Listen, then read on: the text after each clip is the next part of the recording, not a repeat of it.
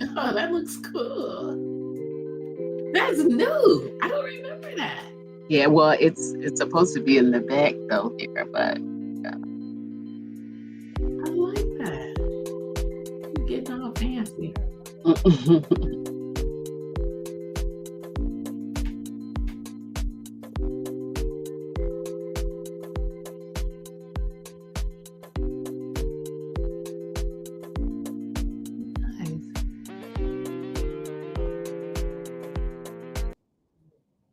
Hello, hello, hello, everyone. It is so good to see you guys back. This is us live. We're talking. Something went wrong with my craziness back there. So I'm not going to have you all be seeing that line because that's like a little bit too much of the techno thing in there. So we don't want that. But anyway, so guys, thank you for joining us again. We are here talking with Sharon C. Cooper. You know, she gave us a new story and we cannot wait. Hey, Renata, how are you?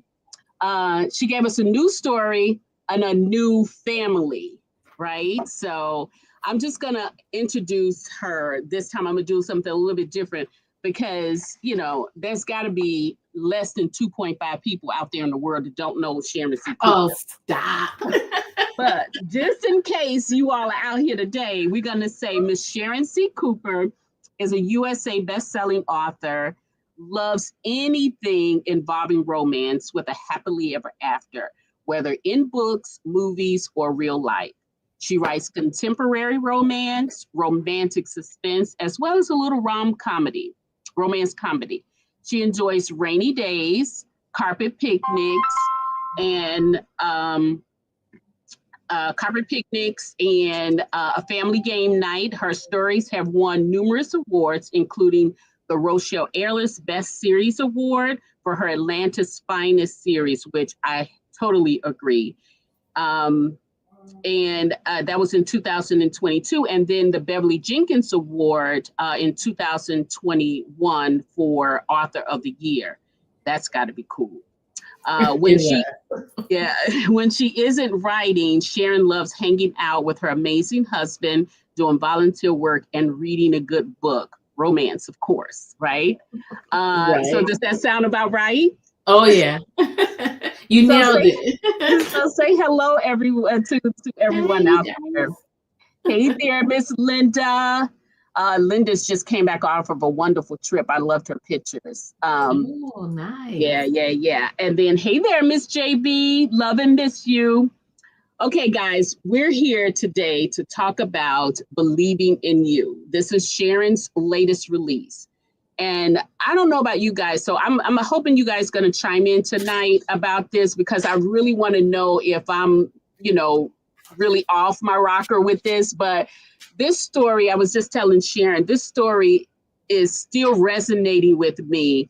And I don't know, I can't figure out what it is, but I'm kind of thinking it's like the smoky jazz feel that she gave us with this one right here. And then how I felt like Harrison turned into like a superhero when he comes into the jazz club with all his black, and his fedora on there. I think he kind of transformed into something a little bit different. superhero. Yes, superhero. I love the idea of that. Right. So Sharon, what was your favorite part about writing this book? Let me just ask you that.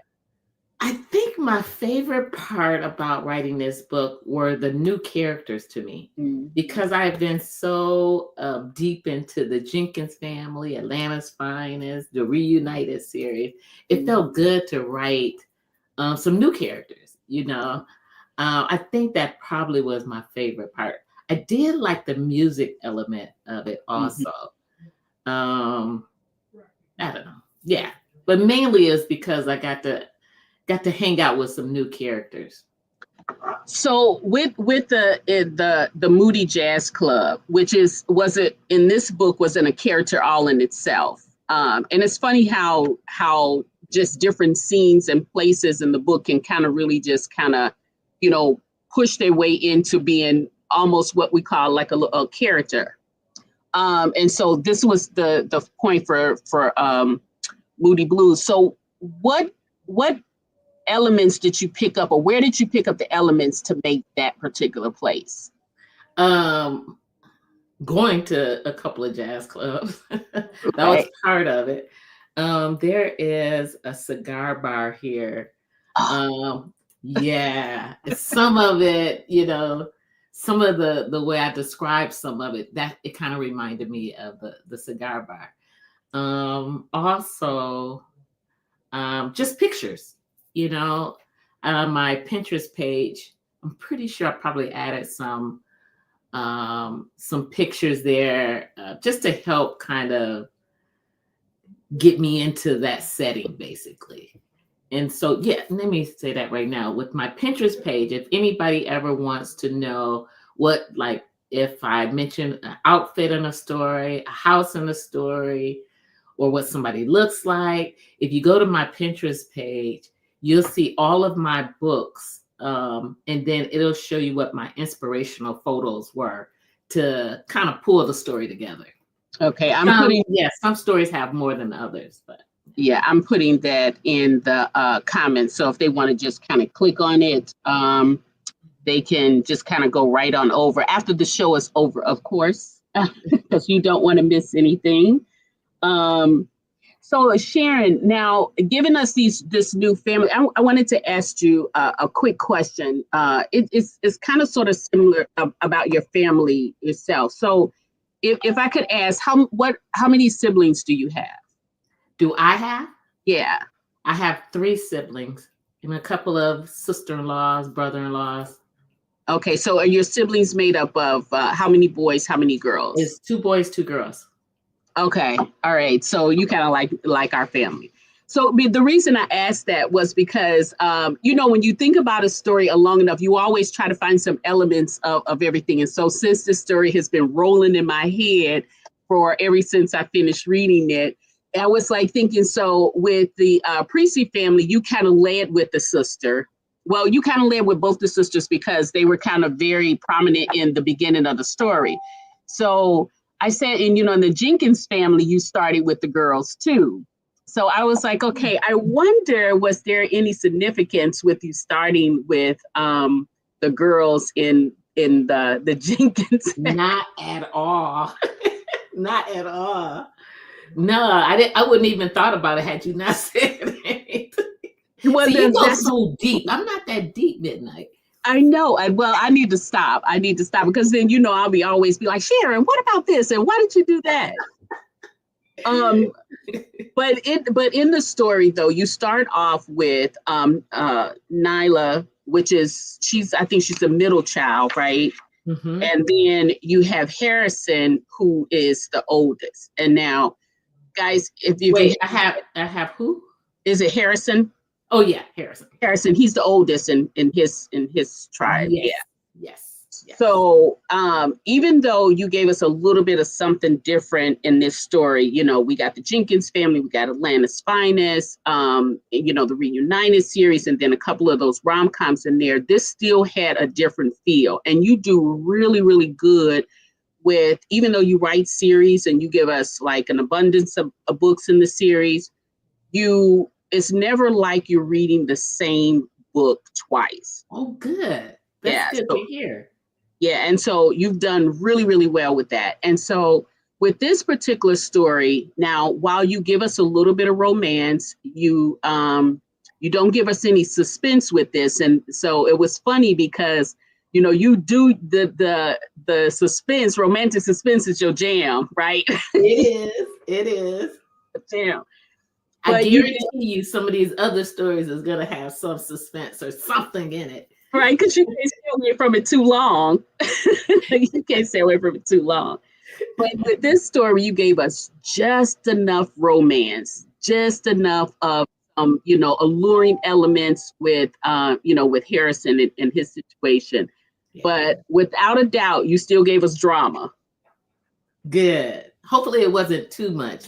One thing with this series, I want it to be, I can't say it's sweet, but it doesn't seem as, it didn't, when I'm writing it, it didn't feel as, I don't know if the right word is edgy or it was more, I wanted it to be more emotional, more, kind of like when you get to the end, you like sigh, like, ah, or that was Yeah. sweet, or, I'm kind of aiming for that with this series.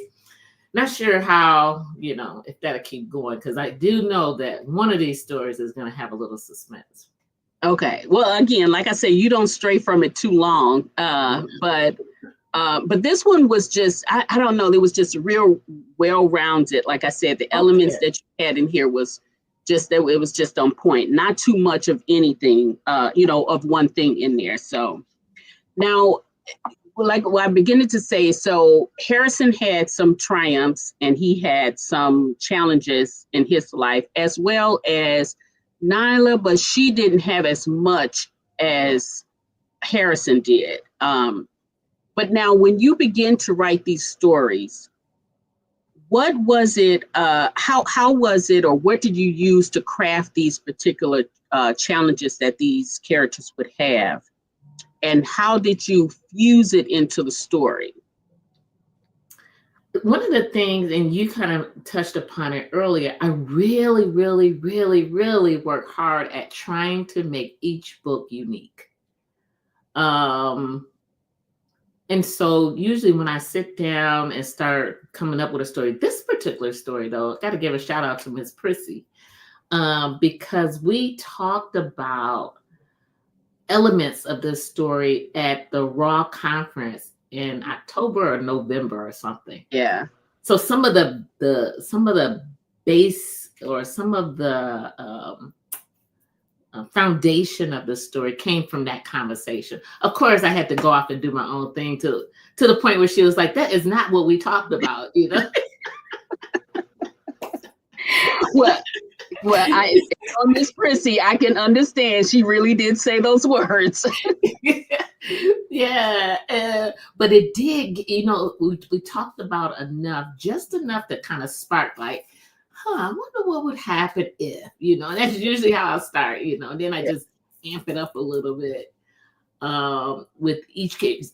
Sometimes most of the times, usually both characters have something going on, some type of, I won't say drama per se, but some type of issue or conflict or something, just to kind of keep the story interesting. And so in this case, though, I was concerned that with Harrison's situation, because his was pretty deep or intense, like, and I didn't want it to overshadow Nyla, but I wanted their situations to kind of be balanced, sort of, where they kind of balanced each other, where his situation made him very standoffish, and then she was like opposite, like, Yeah, I'm just gonna go with this, or kind of like just roll with it and see what happens.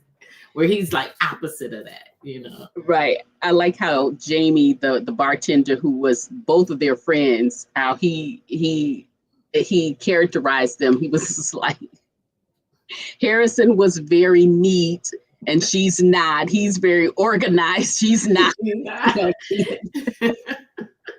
Exactly. One of my favorite scenes, though, was in the very beginning at the office when, she had given him a phone call but didn't announce the phone call or whatever. And he comes storming out of there, and this is really just our first meet with Harrison, so he was what they call the grumpy. I don't know about the sunshine at that point. But the way she handled him was like that scene right there was my favorite scene. And then when she was just like, well, let me know if I need to bring tequila in the morning. Yeah. It's like, that was one of those scenes where I try to make it where all the scenes where you could really picture what they're looking like, where they're standing. It's like, even with the writing, it's like I totally felt like I could totally see them, and her just kind of downplaying his grumpiness, basically. Mm-hmm.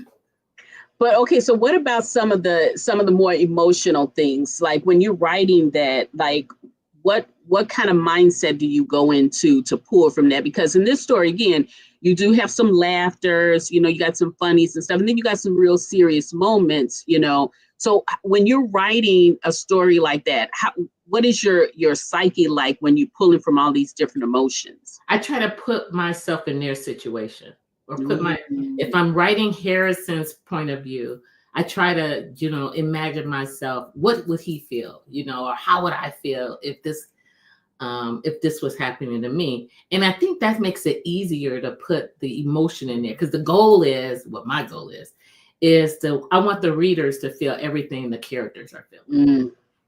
If their heart is pounding a little, if the character's heart is pounding a little bit, or they're just all up in their feelings or whatever, I want the reader to feel that also, because then I think it's more of a more satisfying read. Mm-hmm. If you can actually read a story and feel it or see it, or, like you're there, So that's always my goal. Whether I pull it off every time, I'm not sure, but that's usually always my goal, is to kind of get into my character psyche and be them while I'm typing. Ooh, wow.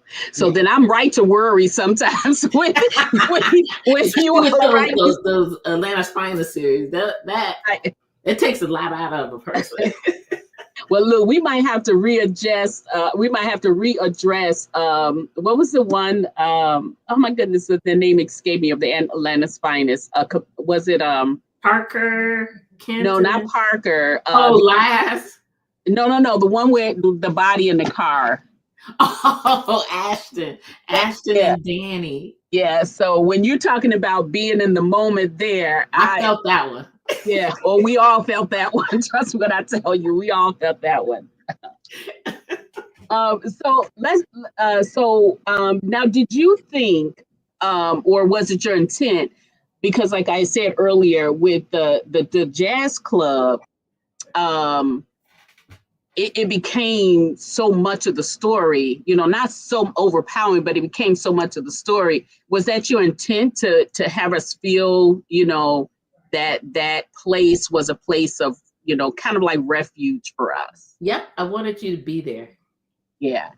Yeah. I'm sure with your, with you enjoying music and clubs like that, that's probably why you felt it probably even more than some others, because you've been there. You've seen these places, you've experienced these places. And so the goal was, I wanted the readers to feel like they were right there, like they could envision it. They could hear Harrison on the sax or playing his bass. And that's why I often put in like the music, the title of the song that he's playing, or that way, if you know the song, you can kind of, I'm hoping, you're thinking about it while he's playing, Yeah. But I think, like Harrison, I think he really came alive when he was able to go on that stage, not just walking into the place, but when he went up on the stage. And I was really surprised that, given who we met in the beginning of the book, I was surprised to see that he would come, just no questions asked, when he was called to come. And then, so were you shocked when she looked in the hallway and he was the one standing there with his instruments? Well, yeah, when he walked into the club when she needed him because the people had backed out. Yeah, I was like her when she looked up and was like, "Whoa, where he come from?" You know what I mean? Wait, he playing? Yeah, that was me. I was thinking that because that was very different from what we met, at the office. And then, he had, and you made a point of telling us, how he was dressed, and and it was almost like he just transformed when he walked in there, like a superhero. Like a superhero. But I also feel like in this story too, and it was at the jazz club where they found a common ground where it was their safe space, right? You know what I mean? So they could both be themselves, know. So I love that part about the story, and how they just fell in love basically over the same thing. But now with Nyla, I think a lot of people or most people could resonate with her because she had a dream and she did not let go of that dream. So I could see her being like a kind of like a hero to some people. You know what I mean? And then she didn't care. Well, she did care about her sisters and brothers and what they thought about her. But she, you know, she stayed the course and then she got the prize. So I like that element about it. And Linda says, this is so true. I'm not saying it right. I didn't get a chance to say the sexy part about it, but Linda, you are on point with that. You know, that fedora, that saxophone. No, yeah. Leather. Yeah. And then what did he have like Tim's on or something like that? So he went from geek to he had combat boots. Combat boots, yeah. So he went from geek to bad boy, you know, in the midst of all of that. Yeah, that is true. Most of Sharon's story stays with you, but I don't know about this one. Yeah, it just hasn't died down. That the fire is still up under me. I'm glad to hear that. Hey, Mama Tony, how are you this evening? Now, were there any secondary characters in here that kind of like came up, you know, as you're writing and you're like, oh yeah, I'm gonna have this person be there? Are there any secondary characters? And I'm not trying to trap you. Let me just say that. Yeah. But are there any secondary characters that you think you might want to write, but that wasn't your intent when you went into this project? Harrison's sister. I was just only planning to mention her, but I felt that to give him help him get some closure, that I needed to bring her, kind of put her on the page, actually. So she's probably the only one off the top of my head that I could think of that I didn't actually plan. I didn't plan to kind of bring her forth, if that makes any sense. I did plan to just mention her by name. I think she might. Everybody else, I think, were intentional. Jamie, I like Jamie. Yeah, me too. Yeah, I'm not sure if I'll do anything else with him, but I really liked his character. Yeah, I like Jamie too. Yeah, especially when he told her. I think I kept that in the story when he told her he should go into the matchmaking business. Well, he did do a great match. Yeah, with that. He did. And so there's one scene. I don't think I cut it. I might have cut it, but where he was telling her, I might have combined it, where he says something, you know, something to that effect, how good he is, that he might need to go into matchmaking or something like that, you know. And so some ideas sparked. I don't know if he'll get a story, but I do like him as a character. Yeah, and him and Harrison's sister were powerful characters, but they were very different. Harrison's sister was more of the kind of like the quiet storm, and Jamie was, Jamie was more like in your face, like you know. Yeah, I wanted him to kind of too be a little bit of comic relief. Him, Zion, Virginia, the mom, the mother. Yeah, the mother was a character too. And now let's talk about the mom. So we know that Harrison's mom had some issues, quite a lot of issues.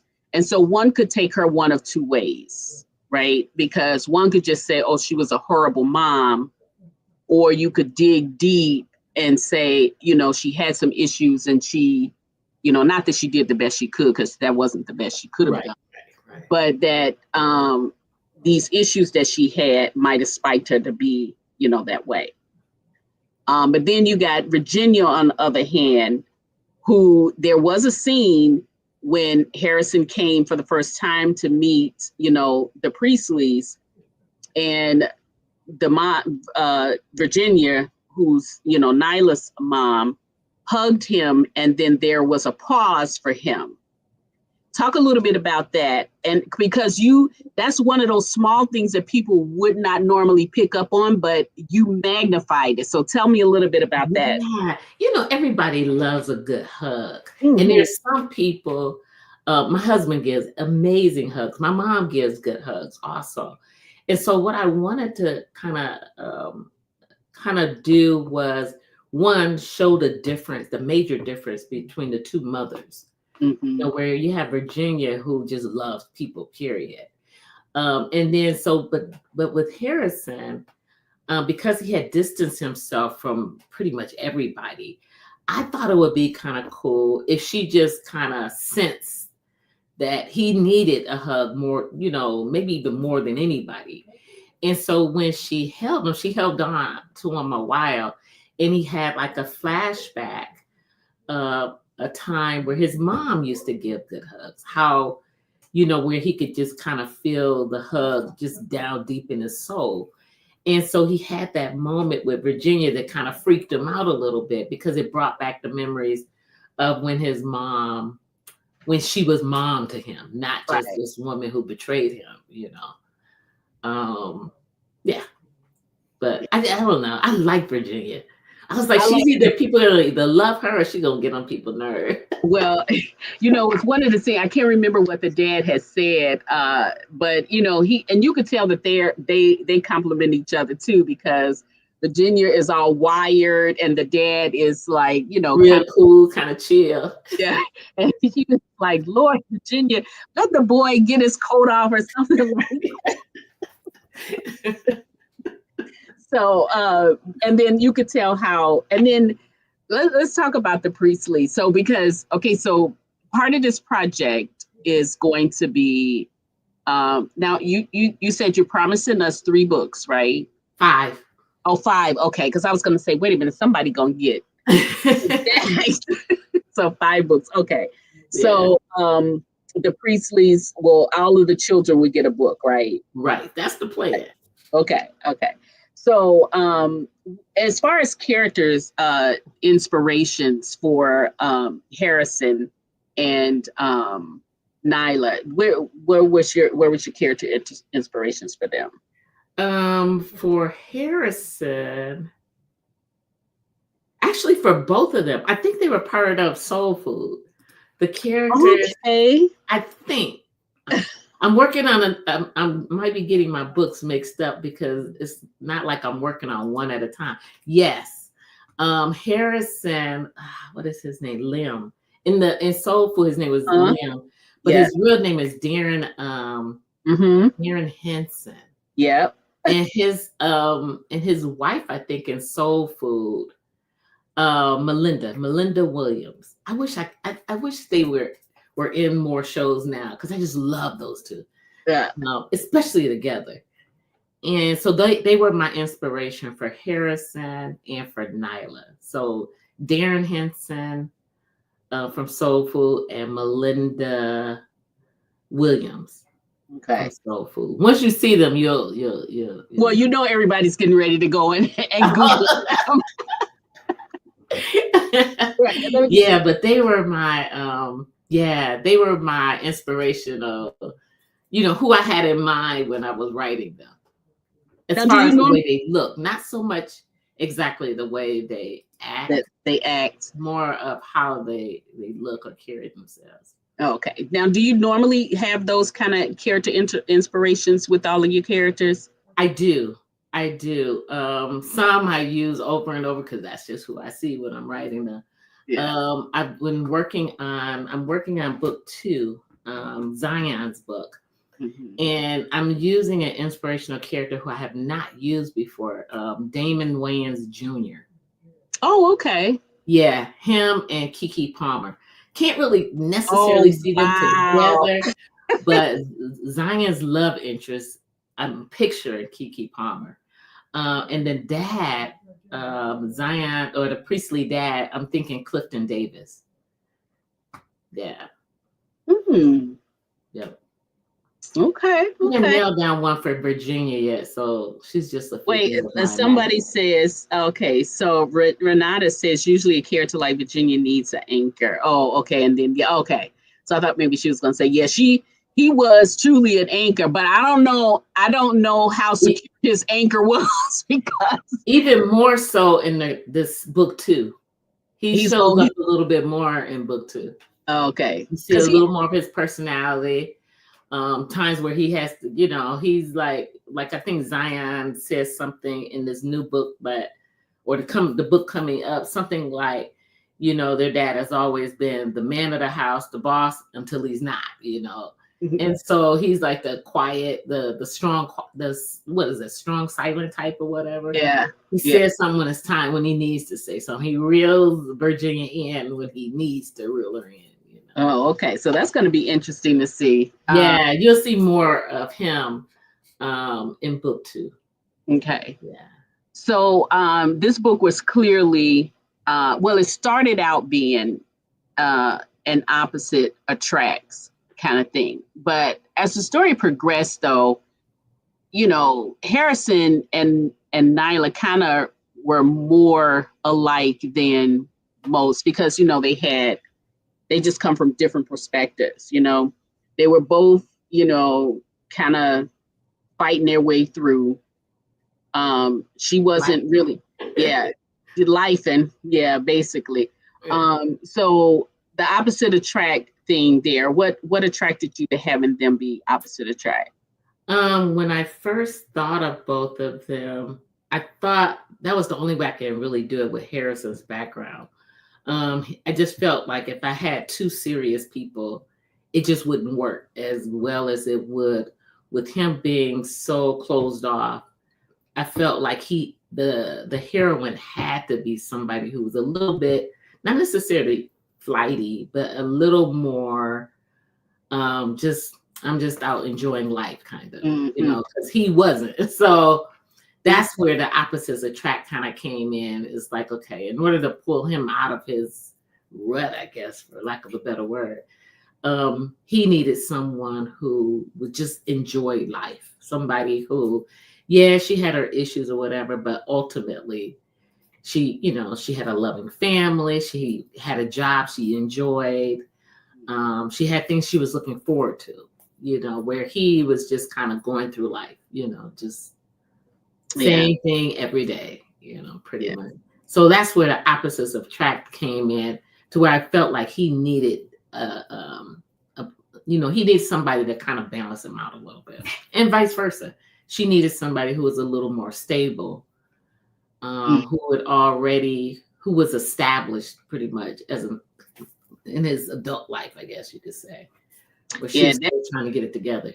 Yeah, and that could have been tricky too, because Cree obviously was more like Harrison than exactly. And so you could see where her and Nyla kind of bumped some heads a little bit, with that.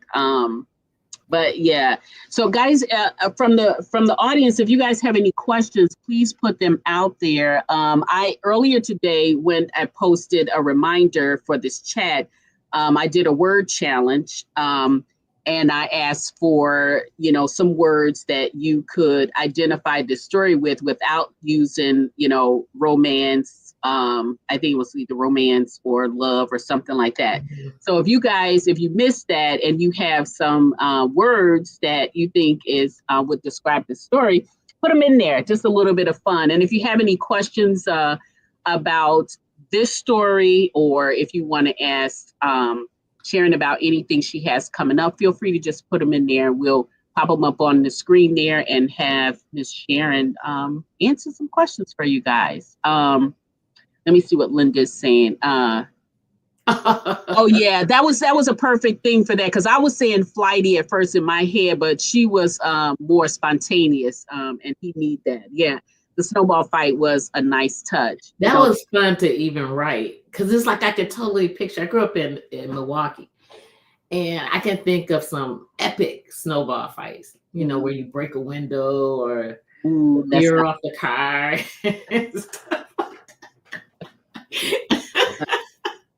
Yeah. But yeah, the breaking of the windows are not so much fun, but you do like to see those couples like that where just one is just wound way too tight, and then all of a sudden a snowball comes, and then the weight of the world is all gone or whatever. Yeah. Hey there, Miss Brenda. Welcome, welcome, welcome. Yeah. So now you crafted this family. Now you mentioned that you and Miss Prissy had a conversation about the family. So can you share a little bit about how the birth of the Priestley family came up? Yeah, their name changed at least 100 times. And then let me back up with Miss Prissy. Because she is the driving force behind the Jenkins family. When we getting another Jenkins family, oh, you got to do a book. This has been the last 10 years with her and the Jenkins family. Mm-hmm. And so when we were at Raw, and we were talking about the next book. She was talking about Royce from the Jenkins family, Jenkins and Sons Construction, mm-hmm. because she's waiting, like, okay, he's next, what's up, and then we started tossing ideas around, and so she was surprised when the ideas tossed around went to totally different people instead of the character that she was waiting, mm-hmm. whose story she's waiting for. I forgot the question. No, I was just saying, what conversation did you have that prompted you to craft this family? Yeah, and so that conversation with just talking about Royce, and he was supposed to be the jazz player, like a side hustle outside of his owning a tech really? Company. Yeah. So you can imagine her surprise, like, hold up, this is it was so funny. It was so funny when she read it. She's like, wait, this is not what we talked about. But you did put a Jenkins in there, so technically I had to put him in there. That was all for Miss Prissy. Oh, well, but okay. So like we said before, sometimes you set yourself up just nicely where you could go either way. So you did put Royce in there. So technically you did do what she asked. You just didn't do it how we discussed it. Yeah. So now did you write it that way like almost like a bridge for you to go into another Jenkins book? No, actually, that just kind of worked out. That just kind of worked. I did know after I finished Parker's story, the last Atlanta's Finest story, I knew I wanted something lighter, because Parker's story was a lot. And so I knew I wanted something a little bit lighter, something just kind of sweet and fun. And then that's how, it's like, I'm going to do a different series. I'm going to do something, I'm not going to have people on the cover. I'm not going to do this. I'm not going to do that. And this and that, And so, you did a whole bunch of changing with this one because you're right. You don't have people on the cover. No, I just wanted to, this was me trying something different, something new, just to kind of play around with it because I could, and I was just giving myself a little bit of a break from the other series. However, once I started kind of thinking about these stories, the 5 books, I started thinking about, okay, I think I'm going to have Wiz in this story. I'm going to have Royce in that story. I might even bring Quinn back for a story, Oh, okay. Yeah, and so who knows who you're going to see, but yeah, I think I'm going to do something like that. I know Wiz is going to be in the story I'm writing now. Yeah. Now with Quinn, we had a conversation way back when, and Quinn is one of your favorites, I think, and you. Well, Wiz is my. Oh, is your ultimate favorite? Wiz is my favorite, but Quinn was he was probably the first bad boy, so to speak. that I ever wrote. And he is just, I just love how deep and ruthless he could be, especially when it came to his significant other. Yeah, yeah. So we got a question from Velva. She says, "Do you know who you're going to pair the Priestley siblings with?" Yeah, I know some of them. I do know Zion. Zion has a few surprises coming his way, so that's been fun. Dorian, I think she's gonna hook up. I'm 99.9% sure she's going to hook up with one of Zion's friends. So that's gonna be a little shady. Creed, I picture her in my notes. She's hooking up either with a basketball player or a football player. That one might be a sports romance. Okay. Maybe. Essence, I want hers to be, she's the oldest. I don't think she's been introduced. Well, she did show up for a hot second in the book one, but I have something really special for her. Okay. Yeah, I hope it plays out on paper as if it's playing out in my head, but we'll see. Yeah, yeah. So, I mean, what was your favorite? What was your favorite thing? I don't know if I asked you this, but what was your favorite thing about writing this book? You know, and then because you came from Parker, which was a totally different vibe, and to this, which was, you know, a little bit less heavy. Yeah. And so what were your favorite parts about this, and what were your challenges about writing this? My challenges, my favorite part was just getting to know the characters. That's been fun. Because these are characters I have never thought of, you know, because I've been so embedded in the other series. And so I would definitely say my favorite part is getting to know these new characters. The toughest part about writing this story mainly was Harrison's backstory, how to present it. It's like, you know, it's like, okay, I didn't want the story to be too heavy, but it's like, okay, you know, he was accused of murder. It's a little heavy. You know? But I wanted it brought across in a way where it was heavy, heartbreaking, but not where you stop reading because it was too heavy, if that makes sense. Yeah. Yeah.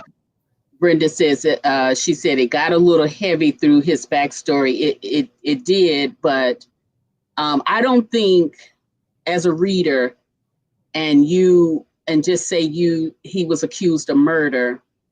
I don't think you could have, for me, I don't think you could have, you know, swept that under the rug and just be a thing.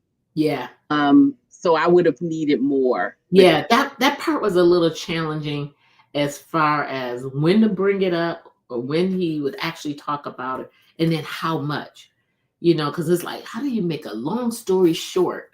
You know, and I meant his story. Like, okay, it'd take the whole book. It could take the whole book to play out his whole backstory, but I needed it in a way where it was more conversational, because then I thought it wouldn't feel as heavy, even though the subject matter was kind of heavy. Now, are you done with that situation? So as we go to the books, are we done with that? I mean, in the book, he didn't really resolve it with his mom, but you know, the first steps was made. So is that going to be left to our imagination that they, you know? I have some ideas on bringing them up periodically. I knew in his book it couldn't be a total closure because it was just too heavy. It was just too much. Yeah. I mean, not that he couldn't have forgave her, but realistically, that would take some time to really try to build back up their relationship. So I might kind of mention them casually in some of the other stories. It won't be, you know, it won't be too much about them because it ain't their, you know, it's not. This won't be their story. Yeah. So Linda says she loves the keys at the end. So I am not going to push with this. I am not going to push because, guys, Linda, you know you don't want to know.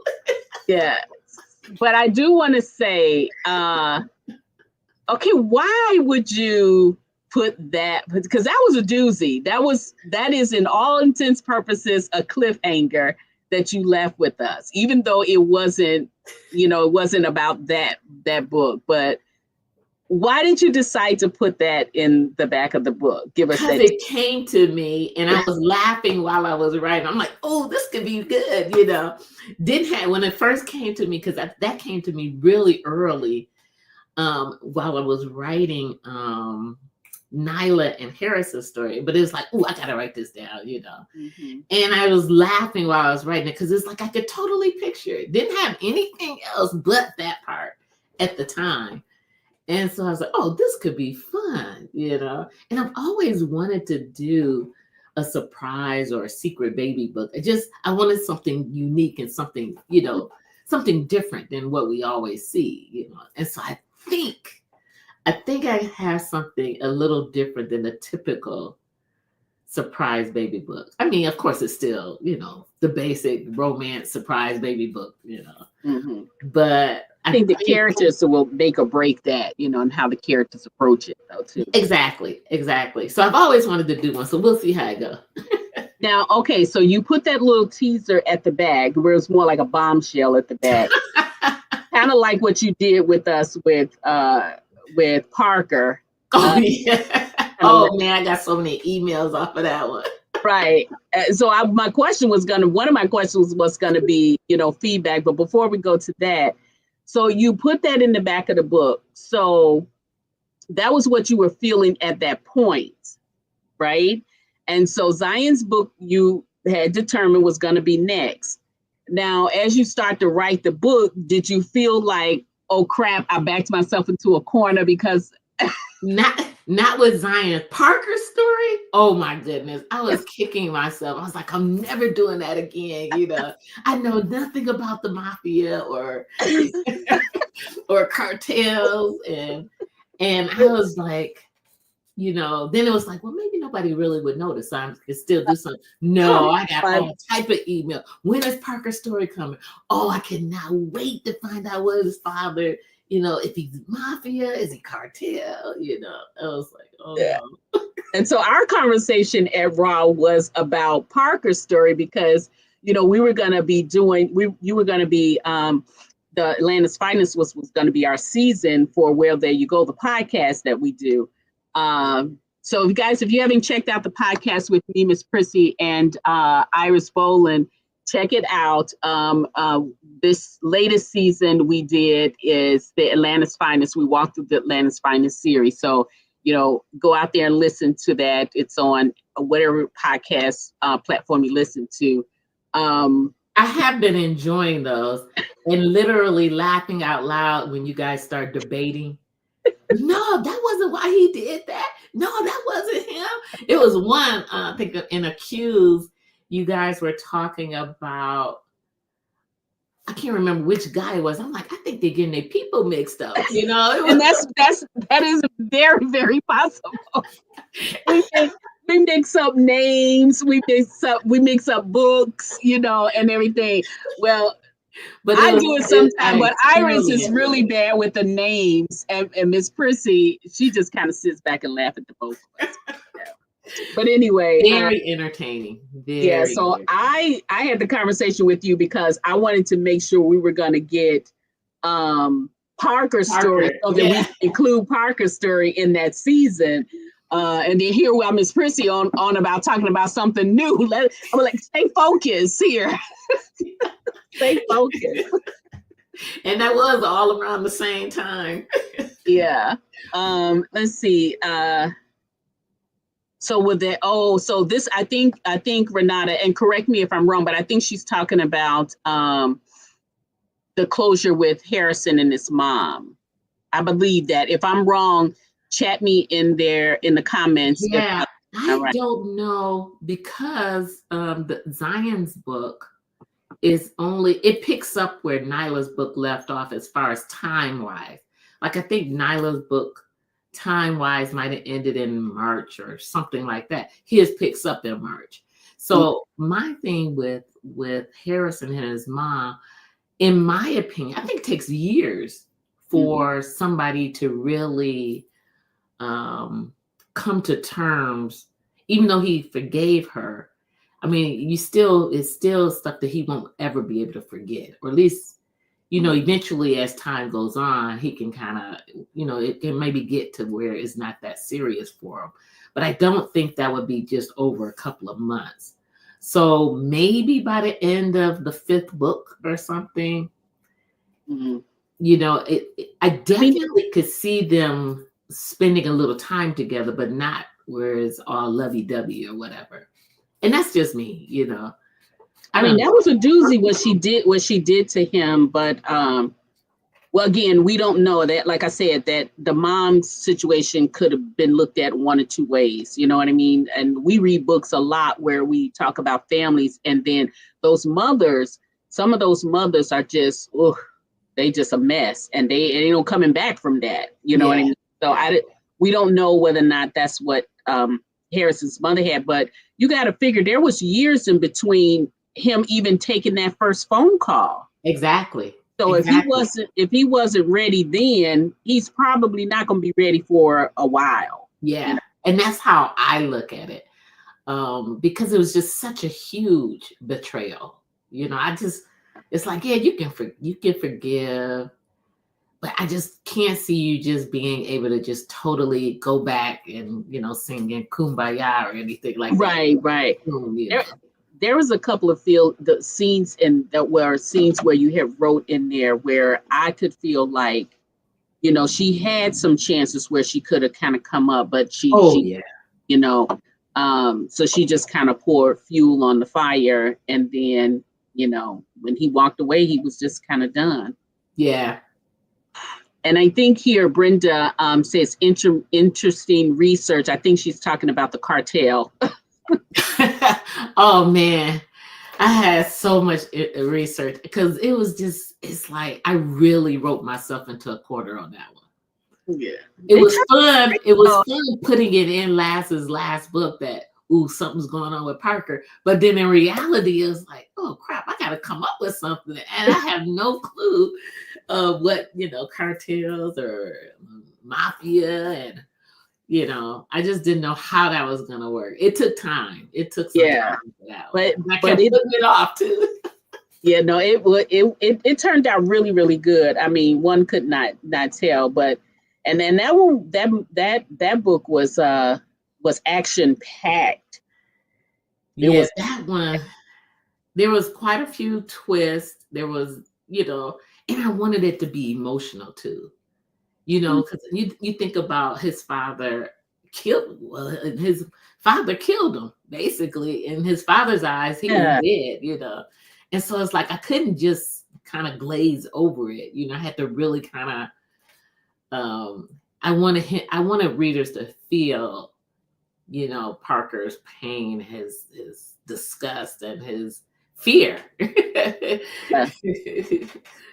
Yeah. And I don't know. And like people always say, I'm always the one that always looking for redemption from someone.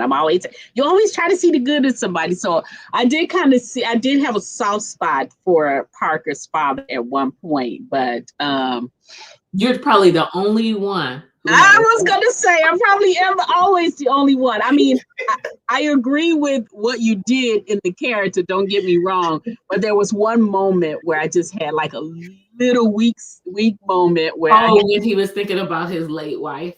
Yeah, I mean, and then the part where the guy was saying, you could have had a love child out there, and he was so adamant about he had never cheated on his Nina. Yeah, because I wanted to humanize him a little bit.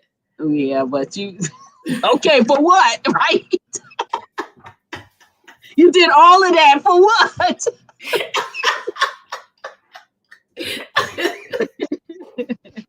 But you tried it, and we appreciate you. But still, in the end.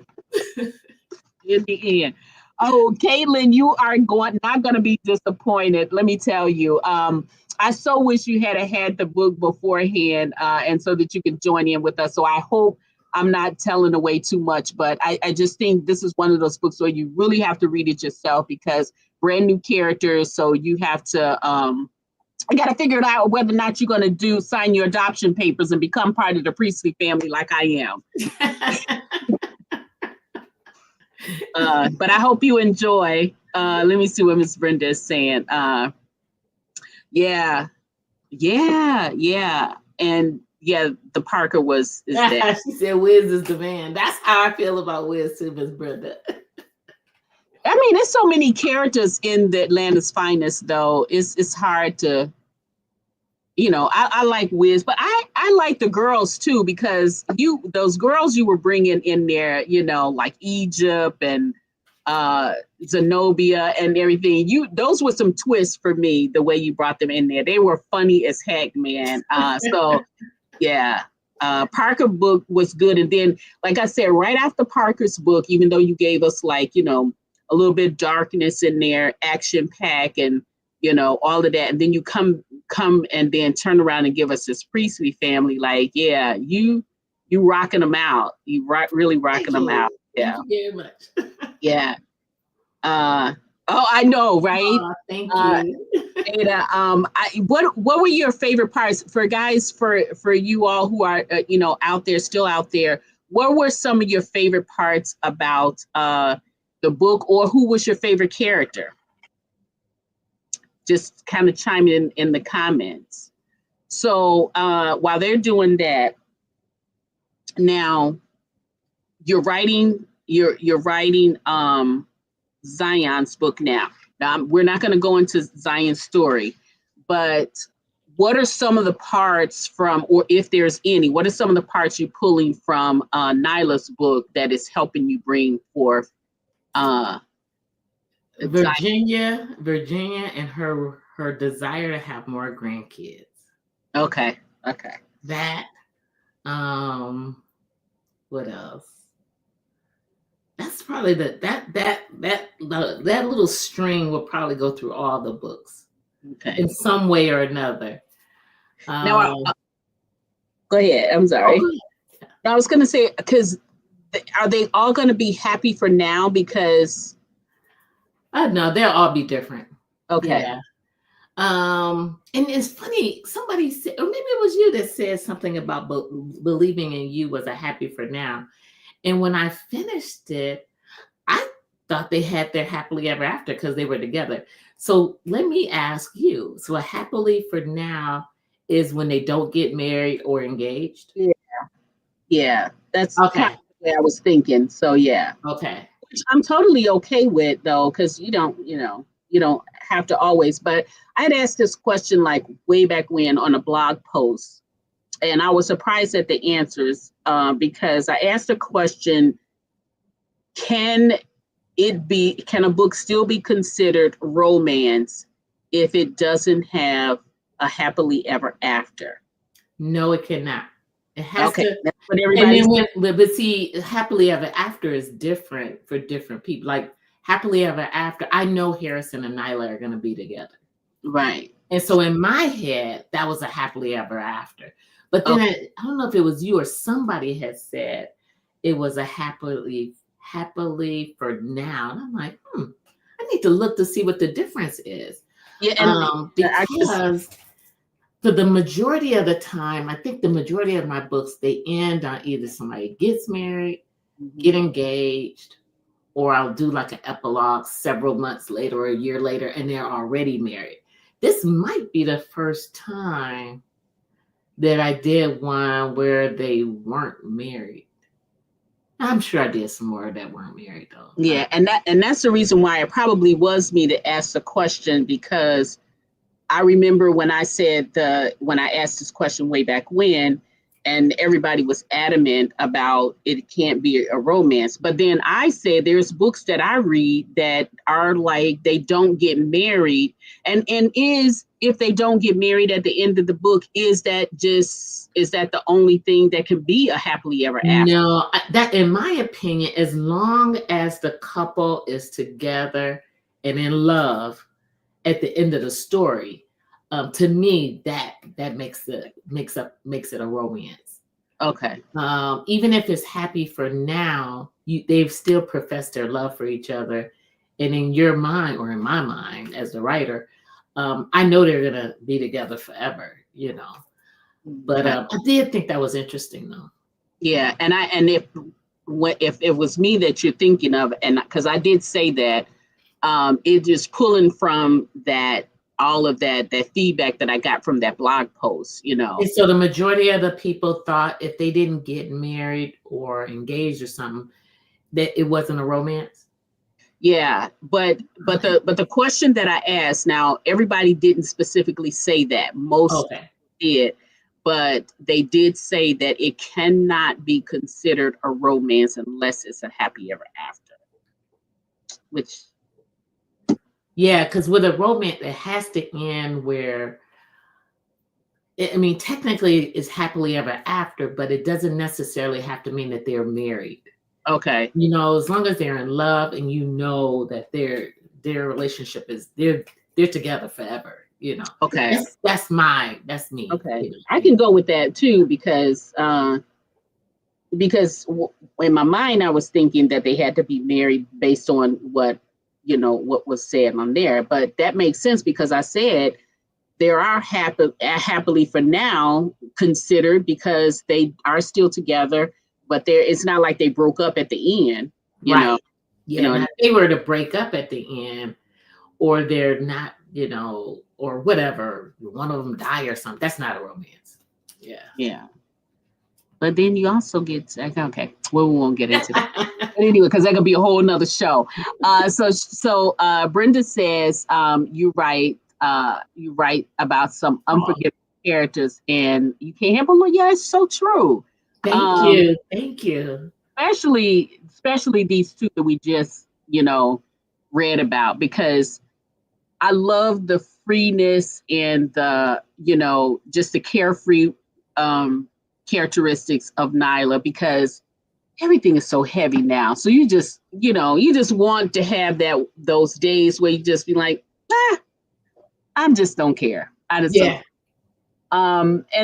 But in reality, we're more like Harrison, where we like uptight about every little thing. Like, don't be sending me phone calls. Make sure you get your work done at the end of the day, kind of thing. We all are more like Harrison, but we want to be like Nyla. Yeah, exactly.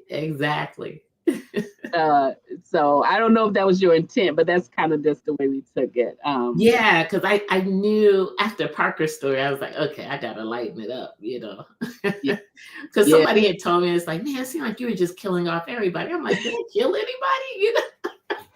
You did kill quite a few people in that warehouse. But I mean, even in Parker's story, when I think my heart was cracked when the backstory about his mom. I just couldn't, his mom, but then even what his dad did to him. Yeah. Like, and I was on pins and needles when they, somebody had went to, his dad and said that they thought it was him. And the guy that still worked for him, the one that didn't put him in the incinerator. Yeah. I just knew, oh my God, I was like, oh my God, they're gonna catch him, he's gonna die. But that story had, trying to tie up those little strands, man, it was tricky. That story was no joke.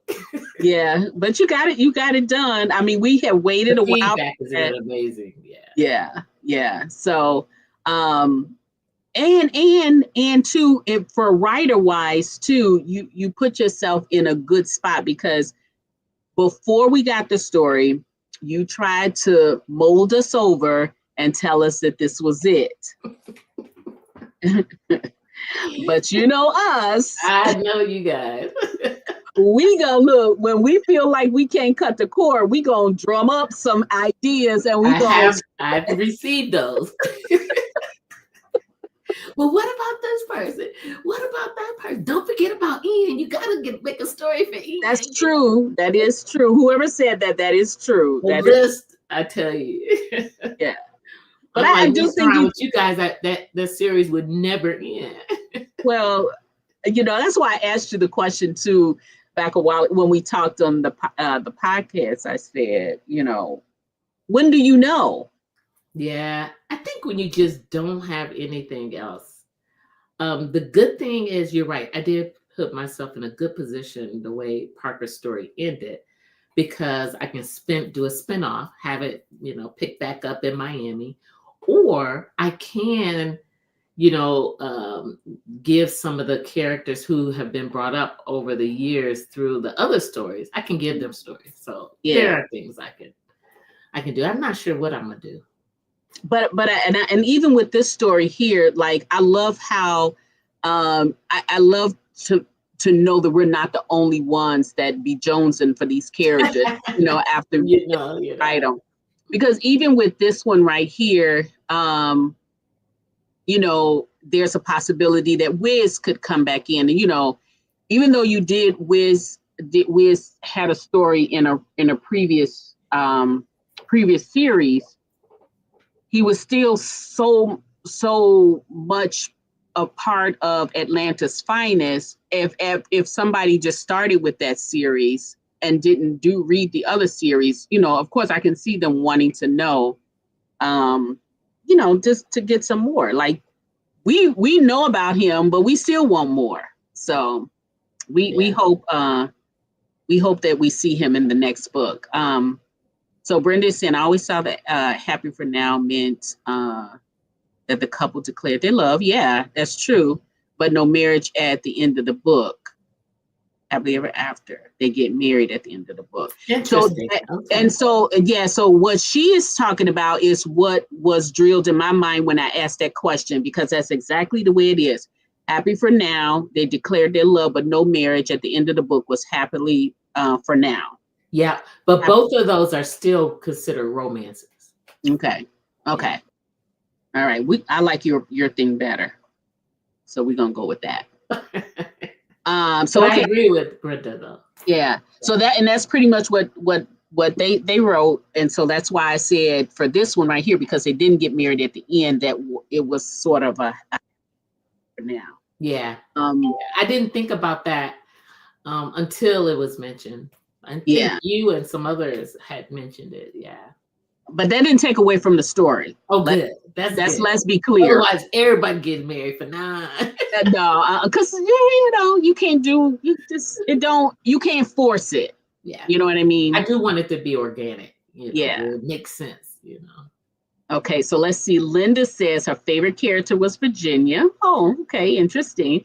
And favorite scenes was the snowball fight and Nyla's reaction to seeing Harrison. That's another one of my favorites too. When he walked in there, like, oh my God, who is this masked man? Yeah. Those are some very good scenes there. Let's see. Nyla was her favorite character. One of my favorite scenes is when Harrison was in a huff and she calls him. Yeah, that's what I that was my favorite too, was Mama Tony. Okay. Okay. Yeah. Because that's how I felt, because it was like they're in love, they're together. It's like ride or die, like, Yeah. Even though they aren't married yet. Wait, listen, Virginia said that they are. So Virginia ain't letting Harrison go nowhere. So he is just as good as there. Okay. Okay, Sharon. Yes, you will. You are gonna absolutely love this book, and you're just gonna absolutely love it. So I hope that we didn't spoil it for you, but it is still one of those books where you have to read it for yourself. And then if you want to come back and talk about it, I'm a viable book buddy. So let me know. Hey there, Miss Stephanie. How are you? Oh, wow. Yeah. The heavy hitters are showing up. Right. Nice to see you out there. Hey, Stephanie. Okay, and then here come the troublemaker. Oh, Miss Prissy. She must have known I was talking about her. Yeah. So we had a whole full-blown conversation about you and your shenanigans.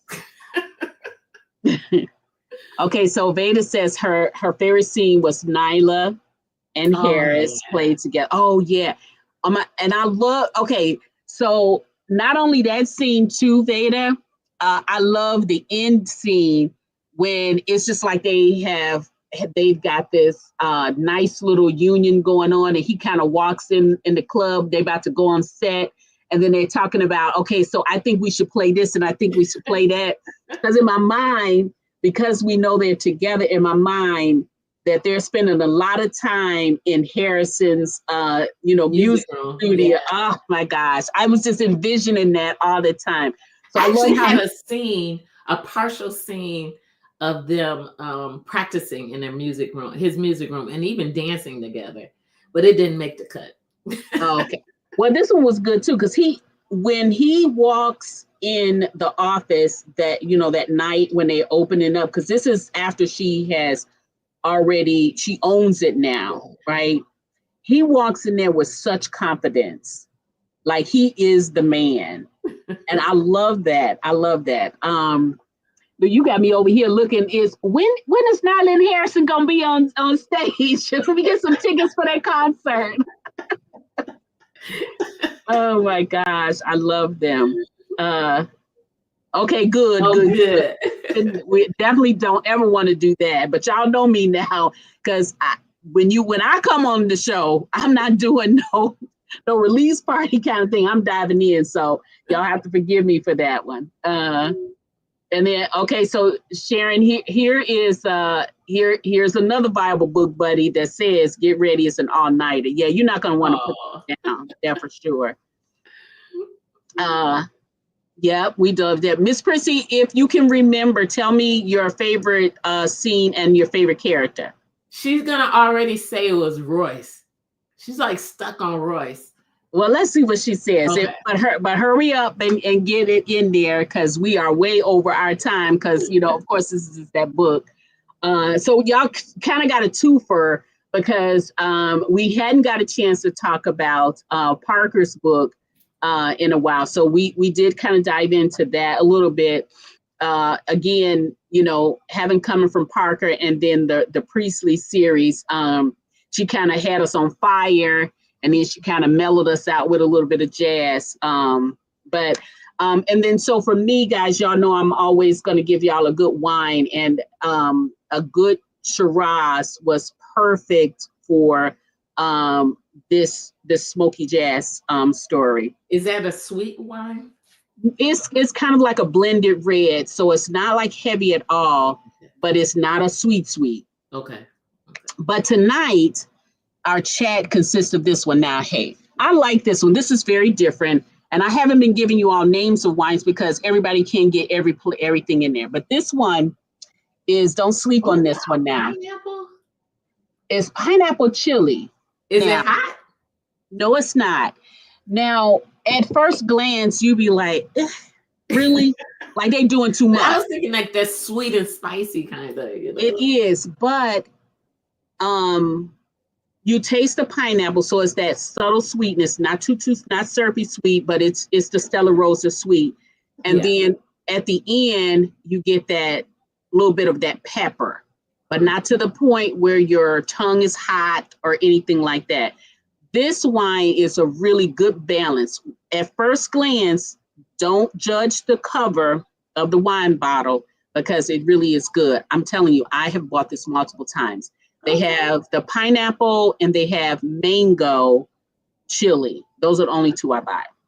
Interesting. Yeah, it is interesting. I have to keep that in mind. I prefer my whites a little sweet, but yeah, if it's this is a sweet. It's a semi-sweet. All of I think all of the Stella Rosas begin with a semi-sweet. Yeah, it just adds a little kick to it. And again, it's just a little peppery kind of at the end, but not enough for you to go, you wouldn't like it. Okay. But very good choice. It's a very good chill wine. Okay. Yeah. Okay. What was the name of the guy? Jamie. And we talked about that too. Jamie. Yeah, he was a good one. Yeah, I don't know if I have any book ideas for him. Yeah. Or he could just show up. So Miss Prissy says she likes both. Okay. She probably heard you say that. That's why she didn't say. Probably. I'm gonna fix up because you didn't do what she said do. Yeah. I laughed so hard when she's like, "This is not what we talked about." Oh my gosh, so wait and see. Yep, Duchess, that is true. Stella Rosa is, Hey, Duchess. yeah, you can't go wrong with a Stella Rosa. Yeah. Hey there, Miss Adele. Okay, so, oh, okay, sure. Let me see. I'm gonna get it kind of close there. I'm sorry, y'all. Uh-oh, there you go. So they have Yeah, I this is, haven't seen that one. yeah, this is the pineapple chili, but they have a mango chili, and they might have something else chili, but I can only attest to the mango and the pineapple. And right now, pineapple seems to be my more go-to ones. And these, the Stella Rosa, you all know you can pick them up at any stores that sell wines and spirit, but it's a little bit different. Now, me personally, I'm a red wine kind of girl. And it just seems like whenever I go to pair a book with a wine, especially if it's romance, it's going to be something like a Shiraz or a blended red. But when you go for, like, this one was more of a Shiraz. But like when you read in the Atlantis Finest, that's going to be more of your Cabernets, your Pinots, or your Malbecs. Those are heavy wines, but they goes with the story because it's action. Now I try to push myself to white wines, but it seemed like white wines only shows up when we're celebrating something. Okay. Then I'm more of a kind of like a sparkling wine or something like this. What I'm drinking today. So I'm trying to get better. But my go-to is red. Okay. Let's see. All right. So she's got that. So here is Duchess says, "Hey there. Hey. So glad you could come out and chat with us." Oh, Sweet Walter Red. Okay. That's one I All haven't right. tried. Yeah. I got that. I'm writing that down. Okay. Okay, so here's Miss Prissy.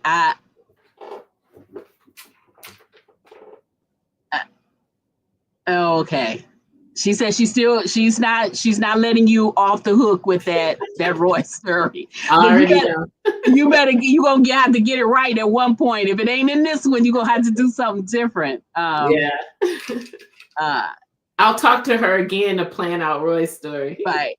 So I thought that you kind of loosened the reins a little bit, because when Royce turned the company over to Harris, it was something that was mentioned about, hopefully I'll see you at one of the brunches.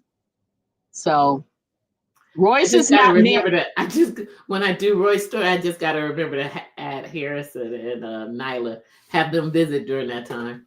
Yeah, or because Royce is not married yet, so he's going back to be close to the family. Who knows? Somebody might pick him up.